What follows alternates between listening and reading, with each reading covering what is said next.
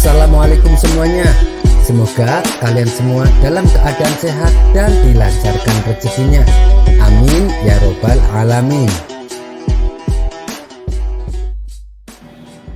Dikisahkan, Baginda Raja baru saja melantik hakim istana yang baru. Hakim tersebut terkenal jujur dan juga baik hati. Yang paling disukai Baginda dari hakim baru ini, ia gemar berburu di hutan seperti dirinya. Suatu hari, di sela-sela waktu santai Baginda Raja, ia memanggil hakim baru tersebut untuk menghadapnya. "Bagaimana pekerjaanmu? Apakah ada kasus yang sulit diselesaikan?" tanya Baginda Raja. "Alhamdulillah Paduka, semua pekerjaan masih bisa saya atasi," jawab hakim istana. "Bagus, awas jangan main-main dengan jabatanmu.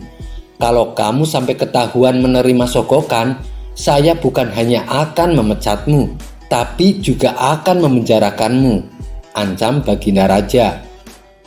"Jangan khawatir Paduka, saya ini bukan tipe orang yang suka disogok. Malah saya justru membenci perbuatan itu. Saya ini sudah kaya Paduka, buat apa menerima sogokan? Bukankah Paduka tahu sendiri, gajian saya sebagai hakim sepenuhnya saya sumbangkan untuk fakir miskin," ujar hakim istana. "Baiklah, saya percaya padamu.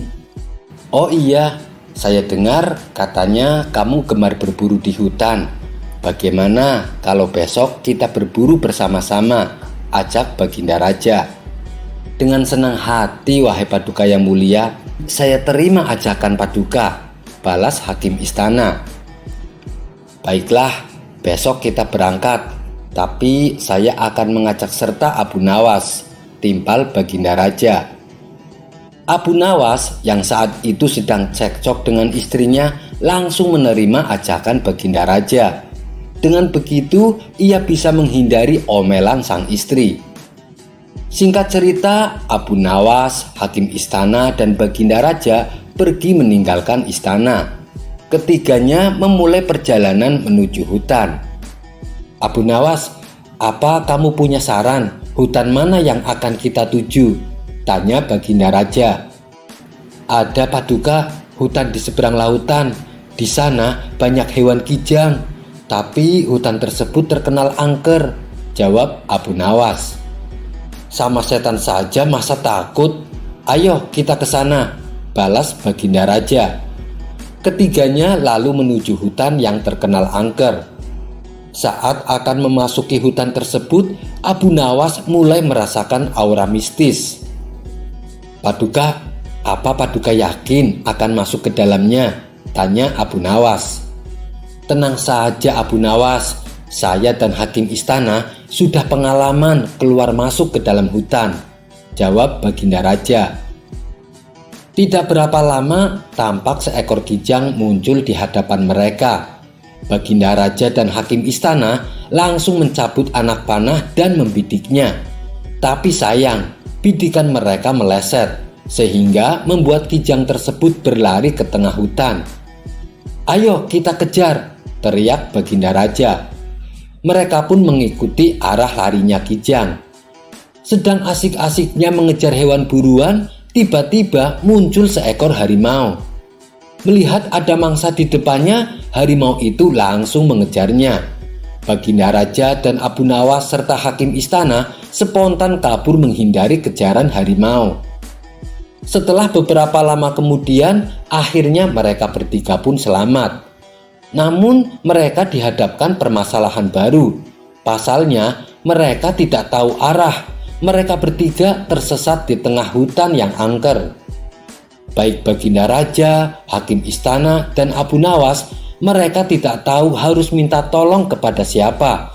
Apalagi langit sudah mulai terlihat gelap. Di tengah situasi yang genting, tiba-tiba entah datangnya dari mana, muncul kakek tua misterius yang berpakaian serba putih. "Kenapa kalian sampai ke tempat ini? Tahukah kalian kalau tempat ini sangat berbahaya?" tanya kakek tua tersebut. "Kami tersesat, Kek. Apakah kakek bisa membantu kami?" kata Baginda Raja. Aku bisa membantu kalian, tapi masing-masing dari kalian hanya dibatasi satu permintaan, balas kakek tua. Kemudian Baginda Raja mengungkapkan keinginannya. Begini kek, saya ingin pulang ke istana. Saya ini adalah raja. Saya tidak ingin kehilangan istana saya, pinta Baginda Raja. Baiklah, keinginanmu saya kabulkan, jawab kakek tua. Seketika Baginda Raja langsung menghilang. Ia kini sudah berada di istananya, duduk di singgasana bersama sang permaisuri. Syukurlah, akhirnya aku bisa kembali berada di sini, ucap Baginda Raja. Sekarang giliranmu, apa permintaanmu? Tanya kakek tua kepada hakim istana. Saya adalah hakim istana yang kaya raya. Saya ingin pulang ke rumah saya yang megah.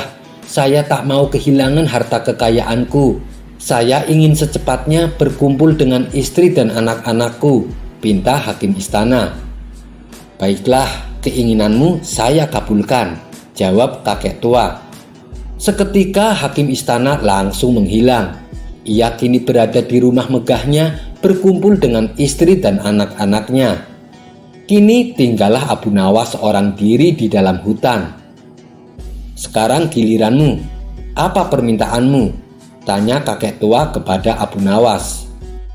Saya ini orang miskin kek, rumah saya kecil dan tidak ada harta yang berharga. Di rumah saya juga sedang cekcok sama istri. Saya tidak tahan dengan omelannya. Hal inilah yang membuat saya tidak betah di rumah. Jadi saya meminta supaya Baginda Raja dan hakim istana dikembalikan ke sini untuk menemaniku, pinta Abu Nawas. Seketika permintaan Abu Nawas terkabul. Baginda Raja dan hakim istana tiba-tiba kembali berada di sampingnya. Hakim istana dan Baginda Raja terkejut dengan kejadian ini. Kenapa kami kembali berada di sini? Tanya Baginda Raja dan hakim istana. Itu atas permintaan kawanmu. Katanya dia sedang tidak betah di rumah. Dia ingin kalian berdua menemaninya di sini, jawab kakek tua. Abu Nawas, kamu kurang ajar, teriak hakim istana dan Baginda Raja. Sementara si kakek tua misterius itu langsung menghilang dari hadapan. Kisah selanjutnya. Di suatu pagi yang cerah, Abu Nawas mengawali aktivitasnya dengan minum secangkir teh hangat buatan istri tercinta. Setelah waktu beranjak siang, Abu Nawas memutuskan pergi ke warung tempat biasa ia nongkrong bersama teman-temannya. Sesampainya di sana, ternyata teman-temannya sudah menunggu kedatangan dirinya. Ia pun langsung duduk membaur bersama mereka. Hei Abu Nawas, sudah dengar kabar terbaru belum? Kata salah satu temannya. Kabar apa itu? Tanya Abu Nawas penasaran.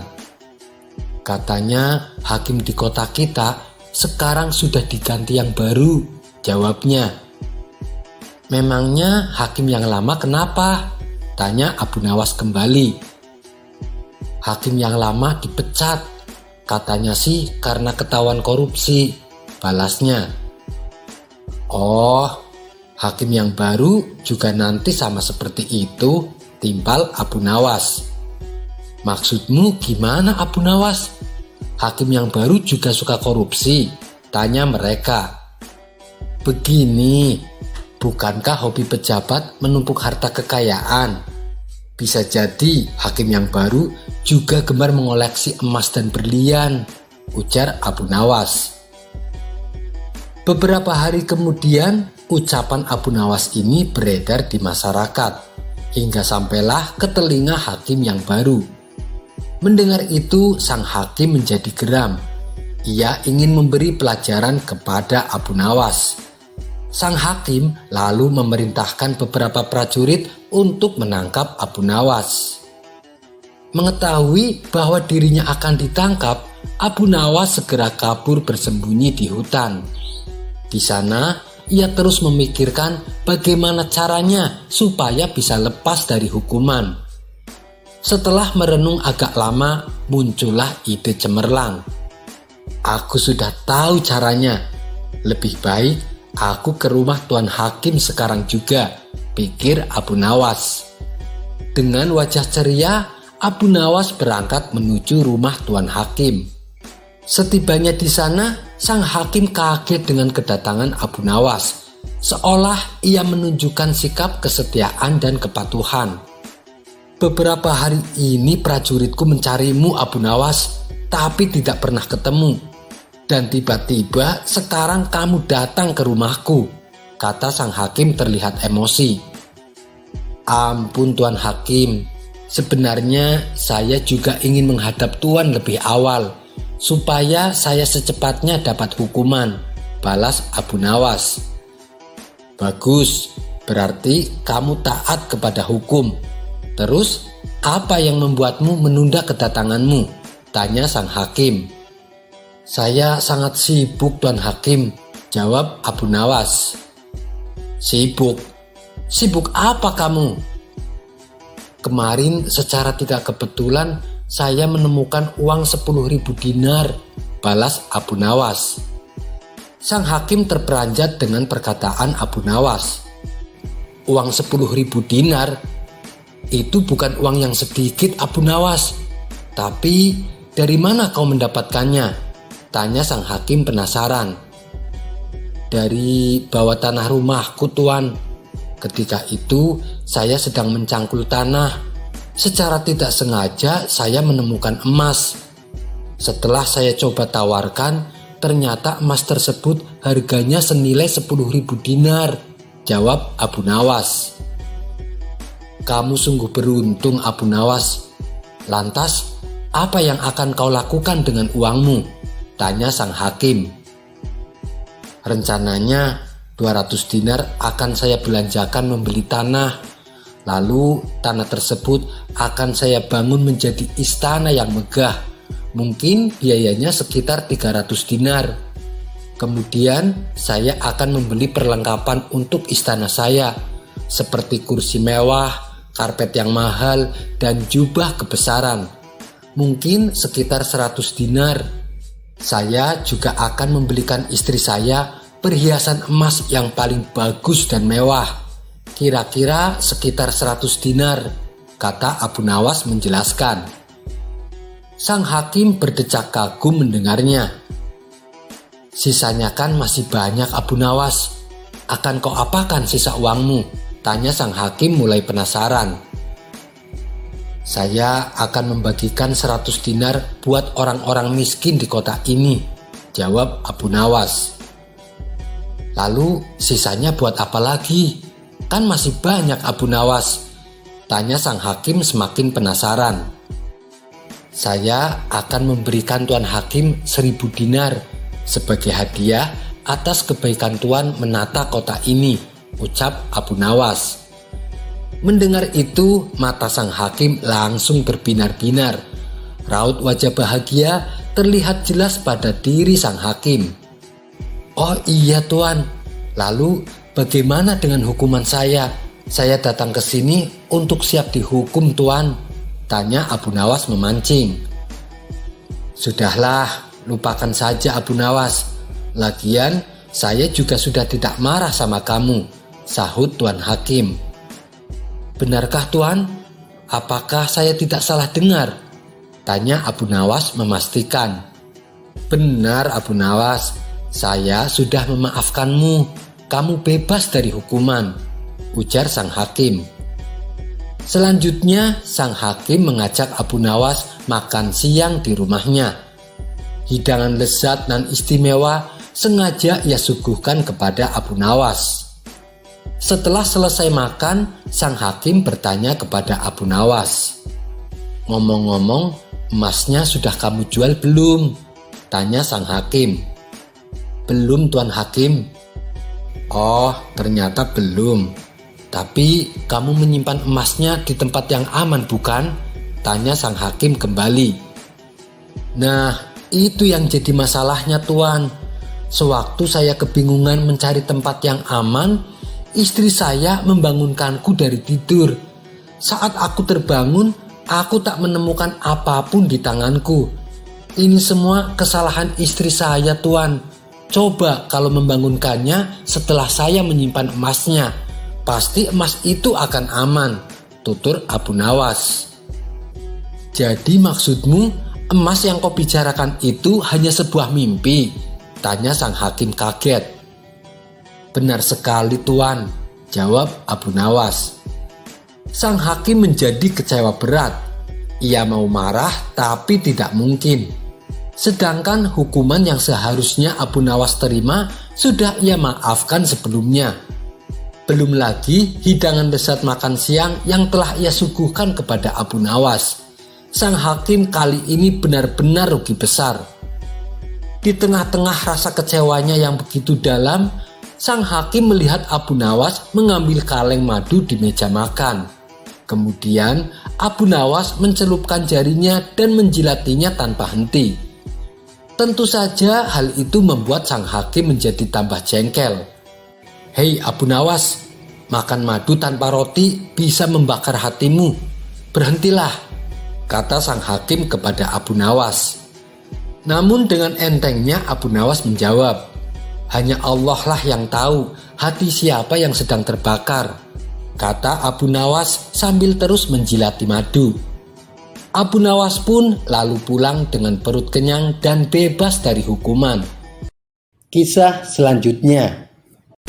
Sudah bertahun-tahun Baginda Raja Harun al-Rasyid ingin mengalahkan Abu Nawas. Namun perangkap-perangkap yang selama ini dibuat semua bisa diatasi oleh Abu Nawas dengan cara-cara yang cemerlang. Tapi Baginda Raja tidak putus asa. Masih ada puluhan tipu muslihat untuk menjerat Abu Nawas. Hingga suatu saat sang raja dan para menteri mengunjungi tempat pemandian air hangat. Mereka semua mandi dan berendam di kolam hangat itu.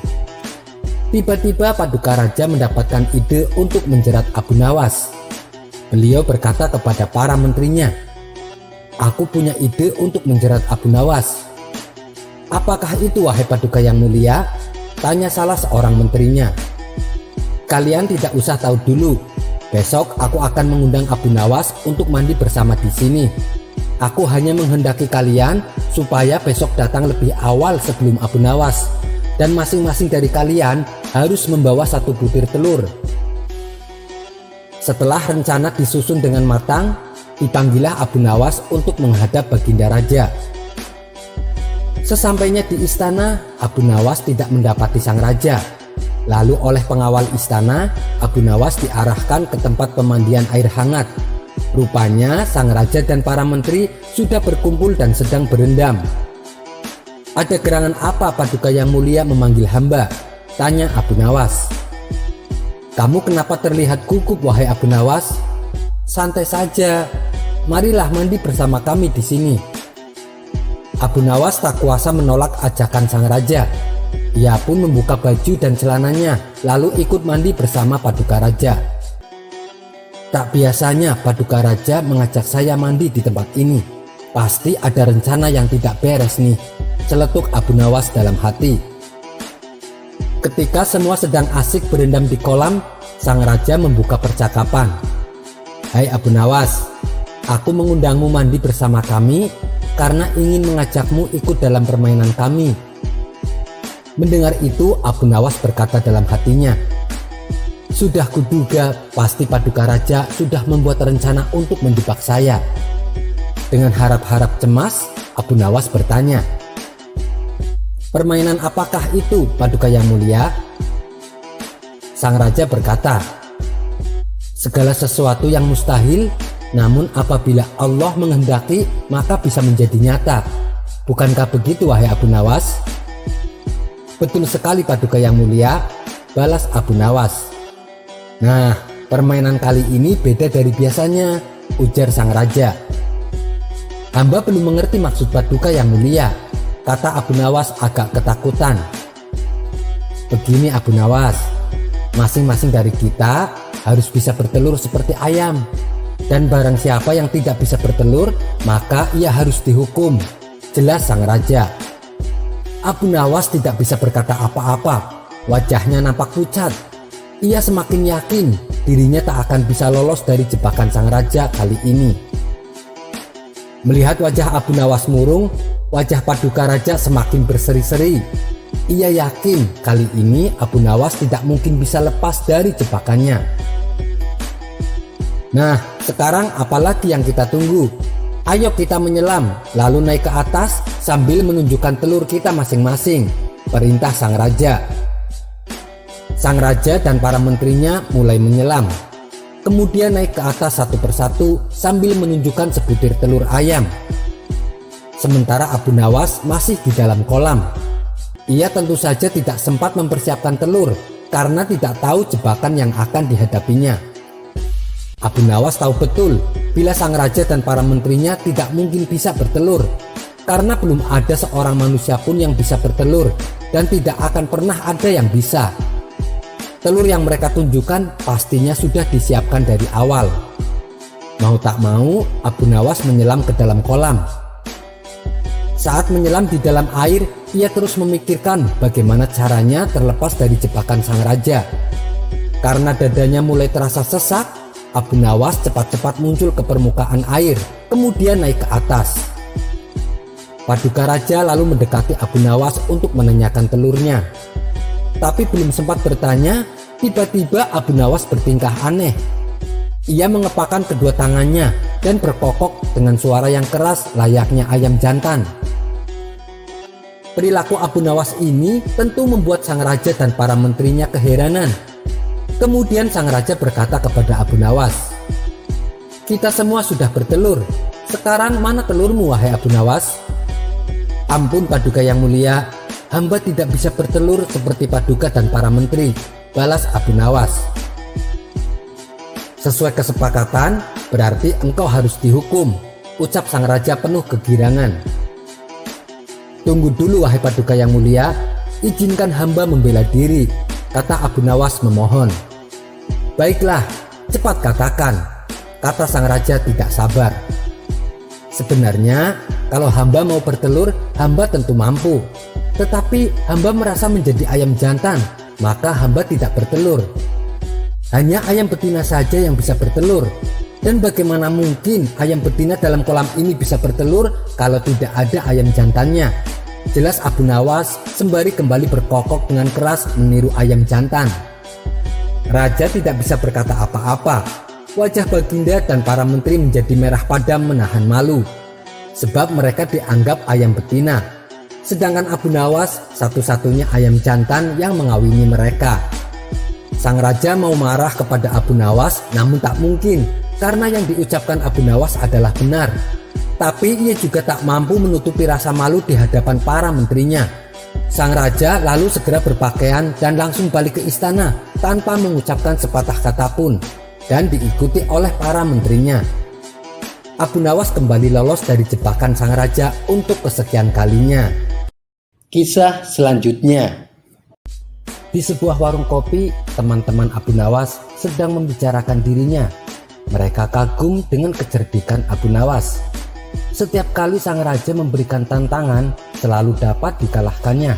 Walhasil, Abu Nawas sering pulang membawa hadiah. Salah satu dari mereka berkata, "Aku ada ide sebuah tantangan untuk Abu Nawas, tapi kayaknya Abu Nawas tidak akan berani. Kalaupun dia menerima tantangan ini, yang pasti dia akan kalah dan bisa-bisa dihukum pancung oleh sang raja." "Tantangan apakah itu?" tanya mereka penasaran. "Aku akan menantang Abu Nawas untuk memantati Paduka Raja," jawabnya. Setelah ditunggu-tunggu, akhirnya Abu Nawas datang.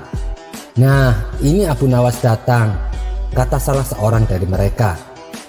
"Ada apa emangnya?" tanya Abu Nawas. "Kami semua tahu, kecerdikanmu sering membuat Paduka Raja kewalahan. Apapun tantangan dari Paduka Raja bisa kamu kalahkan. Tapi kami punya tantangan untukmu. Itu pun kalau kamu berani," kata mereka membuka percakapan. "Apa yang harus kutakutkan? Tidak ada yang perlu ditakuti kecuali Allah," kata Abu Nawas menantang. Mereka kembali berkata, "Selama ini belum pernah ada seorang pun yang berani memantati Paduka Raja. Bukankah begitu, hai Abu Nawas?" "Tentu saja tidak ada yang berani," karena itu adalah pelecehan berat. Hukumannya pasti dipancung, kata Abu Nawas memberitahu. Nah itu dia, apakah engkau berani melakukannya? Tantang mereka. Sudah aku katakan, aku hanya takut kepada Allah. Kalau aku bisa memantati Paduka Raja, apa imbalannya? Kata Abu Nawas balik menantang. 100 keping uang emas. Namun syaratnya Paduka Raja harus tertawa ketika kau pantati, jawab mereka. Baiklah, aku terima tantangan itu, kata Abu Nawas. Kapan kamu akan melakukannya? Sebagai bukti kami juga harus menyaksikan kamu memantati Paduka Raja, balas mereka. Minggu depan Paduka Raja akan mengadakan jamuan kenegaraan. Para menteri, pegawai istana, dan orang-orang diundang, termasuk aku. Hadirlah kalian di sana. Di acara tersebut nanti aku akan memantati Paduka Raja. Hari yang ditunggu pun tiba. Kawan-kawan Abu Nawas segera mendatangi acara yang diadakan oleh istana. Saat acara sudah dimulai, Abu Nawas tak kunjung datang.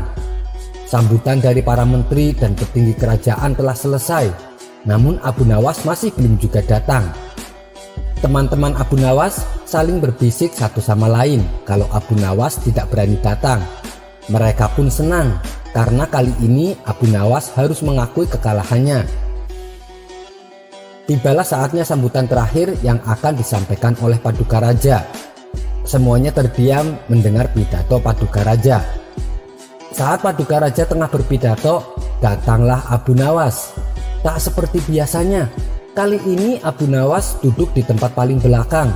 Ia duduk di atas tanah di halaman istana. Kehadiran Abu Nawas membuat kawan-kawannya kaget. Sedangkan Paduka Raja heran dengan kelakuan Abu Nawas. Ia pun memanggil Abu Nawas. Hai Abu Nawas, majulah dan duduklah di atas karpet. Nanti pakaianmu kotor karena duduk di atas tanah. Ampun Paduka yang mulia, sebenarnya hamba ini sudah duduk di atas karpet, jawab Abu Nawas. Paduka Raja bingung mendengar pengakuan Abu Nawas, karena yang ia lihat Abu Nawas duduk di atas tanah. Karpet yang mana yang engkau maksudkan wahai Abu Nawas? Tanya Paduka Raja masih bingung. Karpet hamba sendiri Paduka yang mulia. Sekarang hamba selalu membawa karpet kemanapun hamba pergi, jawab Abu Nawas. Tetapi sejak tadi aku tidak melihat karpet yang engkau bawa, kata Paduka Raja bertambah bingung. Baiklah Paduka yang mulia, kalau memang Paduka Raja ingin tahu, maka dengan senang hati hamba akan menunjukkannya, kata Abu Nawas sambil beringsut-ingsut maju ke depan. Setelah cukup dekat dengan Paduka Raja, Abu Nawas berdiri, kemudian menungging, menunjukkan potongan karpet yang ditempelkan di bagian pantatnya. Posisi Abu Nawas ini seolah-olah memantati Baginda Raja. Melihat ada sepotong karpet menempel di pantat Abu Nawas, Paduka Raja tak bisa membendung tawa, sehingga beliau terpingkal-pingkal diikuti oleh para petinggi istana. Sementara kawan-kawan Abu Nawas mengakui kekalahannya. Mereka tak menyangka Abu Nawas bisa sampai secerdik itu. Kisah selanjutnya. Di suatu pagi yang cerah, Baginda Raja Harun al-Rasyid mengajak beberapa menterinya pergi bertamasa ke sebuah tempat wisata. Tak lupa, Baginda Raja juga mengajak Abu Nawas untuk menambah suasana liburan menjadi asik. Di tengah-tengah perjalanan mereka menuju tempat wisata, dari kejauhan mereka melihat seorang kakek yang sedang menunggangi seekor keledai. Wahai menteriku, tanyai siapa orang tua itu, perintah sang raja kepada menterinya yang bernama Ja'far. Kemudian Ja'far mendekati kakek tua tersebut. Mohon maaf kek, kalau boleh tahu kakek dari mana? Tanya Ja'far. Aku dari Basroh anak muda, jawab si kakek. Emangnya kakek mau kemana? Tanya Ja'far kembali. Ini aku mau ke Baghdad, jawab sang kakek. Ada keperluan apa kek? Tanya Ja'far penasaran. Aku hendak mencari obat untuk mataku ini. jawab sang kakek sambil memperlihatkan matanya yang sedang sakit. Di tengah percakapan mereka muncul ide jahil Baginda Raja. Ia pun kemudian berbisik kepada Abu Nawas. "Wahai Abu Nawas, coba kamu ajak kakek itu bergurau." Abu Nawas membalas, "Jangan Baginda, kasihan. Ia adalah orang tua. Saya takut kakek itu marah." "Sudahlah, itu nanti urusanku. Intinya, ajak saja kakek itu bergurau," desak Baginda Raja. "Baiklah, kalau begitu akan aku lakukan," ucap Abu Nawas. Ia pun segera menghampiri kakek yang sedang bersama Ja'far. "Kek, misalkan aku berikan Anda resep untuk mengobati mata kakek itu, apa imbalannya?" tanya Abu Nawas. "Aku akan berikan imbalan yang sesuai untukmu," jawab si kakek. "Kalau begitu, dengarkan baik-baik resep ini, Kek," ujar Abu Nawas. Dengan raut wajah serius, si kakek tak sabar menunggu perkataan Abu Nawas. "Jadi begini, Kek. Kakek ambil 3 tiupan angin, 3 sengatan terik matahari, 3 pantulan cahaya rembulan, dan 3 sorot lampu biasa. Setelah semuanya terkumpul, maka kakek tumbuk pada sebuah lumpang yang tak berlubang. Kemudian kakek taruh ramuan yang telah lembut itu ke dalam sebuah mangkok besar yang sudah pecah berkeping-keping. Dan jangan lupa, kakek harus menyimpannya di udara selama 3 bulan. Setelah masa 3 bulan lamanya, maka oleskan ramuan itu ke mata kakek yang sakit sebanyak 3 kali sebelum tidur. Insya Allah kakek akan sembuh," kata Abu Nawas. Mendengar perkataan Abu Nawas itu, sang kakek pun naik pitam. Akhirnya si kakek turun dari keledainya dan menghampiri Abu Nawas. "Ambil keledai ini sebagai imbalan awal," kata si kakek sambil memalingkan wajahnya dari Abu Nawas. "Jika setelah menggunakan resepmu itu mataku menjadi sembuh, aku akan memberimu lagi imbalan, seorang budak wanita yang setia melayanimu. Dan jika kelak ternyata kamu telah mati terlebih dahulu sebelum aku, budak wanita itu juga akan setia menemanimu di neraka sana. Ia akan setia meludahi matamu dan memukul wajahmu sambil berteriak dan mengejekmu." Abu Nawas tak menyangka, ternyata balasan gurauan si kakek lebih menyakitkan. Seketika Baginda Raja pun langsung tertawa terpingkal-pingkal. Sedangkan Abu Nawas hanya bisa melongo mendengar jawaban si kakek. Oleh karenanya, Baginda Raja kemudian memberi hadiah kepada kakek tersebut. "Terima kasih Baginda yang mulia," kata si kakek dengan hati yang bahagia. Tak lama setelah itu, sang kakek pergi meninggalkan mereka. Namun, Baginda Raja masih saja tak bisa menahan ketawanya. Ia terus tertawa sepanjang perjalanan. Sementara Abu Nawas terus menggerutu mengingat kejadian barusan. "Niatnya mau ngerjain si kakek, malah aku yang kena," sesal Abu Nawas. Mendengar Abu Nawas berkata demikian, bukannya kasihan, tawa Baginda malah semakin menjadi-jadi. Abu Nawas, baru kali ini aku melihatmu tak bisa berkutik," ujar Baginda Raja sambil terus tertawa. Kisah selanjutnya. Cuaca sore hari yang teduh membuat Abu Nawas memilih untuk bersantai menikmati suasana. Ia duduk di depan rumahnya ditemani secangkir kopi panas. Sambil menghirup kopinya, Abu Nawas berkata, "Nikmat mana lagi yang engkau dustakan? Hehehehe." Namun sayangnya, suasana tersebut dibuyarkan oleh kedatangan tetangganya yang miskin. Dengan menahan tangisnya, orang itu berkata, "Tuan Abu Nawas, tolonglah saya." "Tunggu dulu, ada apa ini? Kenapa kamu tiba-tiba datang sambil menangis?" tanya Abu Nawas. Orang itu menjawab, "Saya dirundung masalah, Tuan. Saya dituduh telah mencuri, padahal saya tidak melakukannya.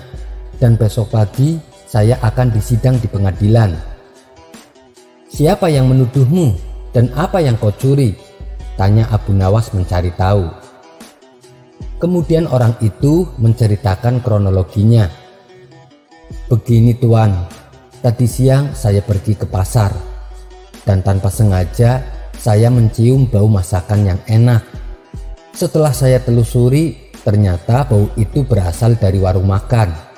Saya pun duduk di depan warung makan tersebut sambil menikmati bau masakannya. Awalnya saya ingin membeli masakan itu, tapi uangnya tidak cukup. Jadi saya hanya bisa membayangkan masakan itu sambil menikmati baunya. Namun tiba-tiba pemilik warung makan itu keluar dan memarahiku. Dia menuduh aku telah mencuri bau masakannya. Kalau aku tidak mau membayar, maka aku akan diadukan ke pengadilan dengan tuduhan pencurian. Sejenak Abu Nawas mengernyitkan dahinya. Ada-ada saja kelakuan orang zaman sekarang, ucap Abu Nawas dalam hati. Lalu berapa duit kau harus membayarnya? Tanya Abu Nawas lagi. Orang itu menjawab, 100 dirham tuan. Hah? 100 dirham? Hanya mencium bau masakan kau disuruh membayar 100 dirham? Ucap Abu Nawas kaget. Iya tuan, sedangkan tuan tahu sendiri saya ini orang miskin. Dari mana saya punya duit sebanyak itu? Ujar orang tersebut. Pemilik warung itu mesti diberi pelajaran nih, batin Abu Nawas. Kemudian ia memutar otak mencari solusi yang tepat untuk menyelesaikan permasalahan ini. Tak berapa lama Abu Nawas pun tersenyum sendiri. Ia telah menemukan ide yang cemerlang. Abu Nawas lalu berkata kepada tetangganya itu, baiklah, besok pagi kamu turuti saja datang ke kantor pengadilan. Nanti aku akan menemanimu di sana. Sekarang pulanglah ke rumah, dan ini ada roti untukmu dan keluargamu. Abu Nawas mengambilkan beberapa roti lalu diberikan kepada tetangganya yang miskin itu. Keesokan harinya Abu Nawas bersama tetangganya berangkat menuju ke kantor pengadilan. Sesampainya di sana, ternyata si pemilik warung dan tuan hakim sudah menunggu kedatangannya. Karena semuanya sudah berkumpul, mari kita mulai sidangnya, ucap tuan hakim.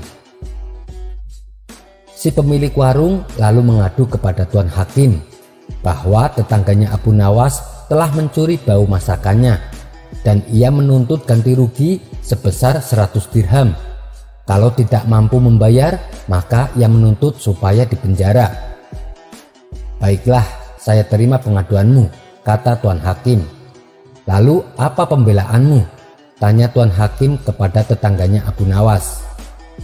Maaf tuan hakim, saya yang akan mewakili tetangga saya ini, tukas Abu Nawas. Silahkan Abu Nawas, sekarang apa pembelaanmu? Tanya tuan hakim. Saya bersedia membayar tuntutan uang yang sebesar 100 dirham, ucap Abu Nawas sambil memperlihatkan kantong yang berisi kepingan uang. Melihat hal itu, si pemilik warung merasa girang. Sebentar lagi ia akan mempunyai uang yang banyak, ujarnya dalam hati. Abu Nawas kembali berkata, tapi sebelumnya saya ingin memperlihatkan uang ini kepada tuan hakim, supaya tuan hakim benar-benar yakin kalau uang di dalam kantong ini berjumlah 100 dirham. Setelah tuan hakim menghitung uangnya, ia pun mengembalikannya lagi kepada Abu Nawas. Iya benar, uang itu berjumlah 100 dirham, kata tuan hakim. Kemudian Abu Nawas menggoyang-goyangkan kantong uangnya hingga terdengar suara gemerincing kepingan uang tersebut. Sini Abu Nawas, berikan uangnya padaku, pinta pemilik warung.